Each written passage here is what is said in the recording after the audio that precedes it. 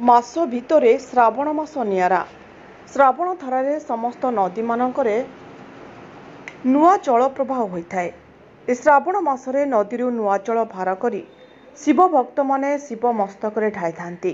ବ୍ୟାସ ପୂର୍ଣ୍ଣିମା ଠାରୁ ଗହ୍ମା ପୂର୍ଣ୍ଣିମା ମଧ୍ୟରେ ଯେତେ ସୋମବାର ପଡ଼େ, ସେହି ସୋମବାର ମାନଙ୍କରେ ଶିବ ମନ୍ଦିରରେ ପ୍ରବଳ ଭିଡ଼ ଦେଖିବାକୁ ମିଳେ।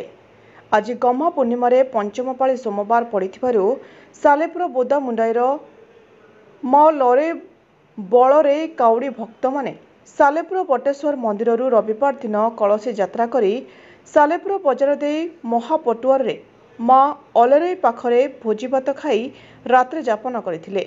ସୋମବାର ଦିନ ସକାଳୁ ସକାଳୁ ମହାଙ୍ଗାର ତ୍ରିବେଣୀଶ୍ୱର ମହାଦେବଙ୍କ ନିକଟରେ ଜଳାଭିଷେକ କରିଥିଲେ।